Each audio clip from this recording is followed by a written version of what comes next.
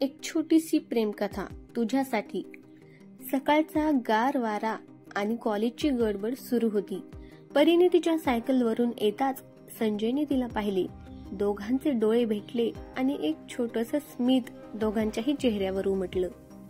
परी कॉलेजमधली हुशार आणि शांत मुलगी, तर संजय थोडा बडबड्या आणि खेळकरच होता।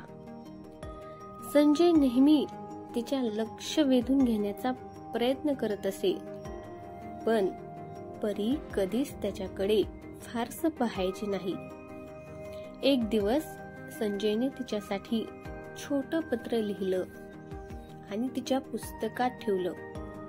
पत्रात फक्त एकच वाक्य होतं, तू हसलीस की दिवस सुंदर होतो। ते पत्र पाहून परी हलकसं हसली, पण ती काहीच बोलली नाही।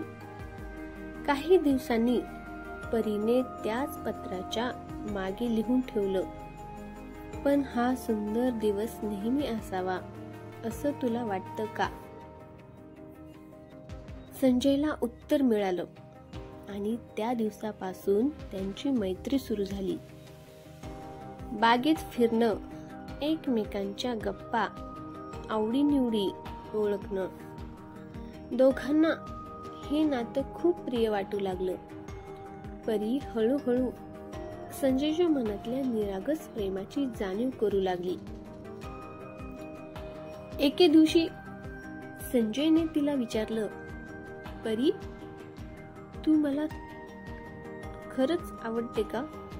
परी हसत म्हणाली, मला तुझ्यासोबत वेळ घालवायला आवडतो, बाकी प्रेम मैत्री सगळं वेळ सांगेल। आणि संजयने हसून उत्तर दिलं, मग वेळेला आपल्या सोबत घेऊन जाऊया हळूहळू।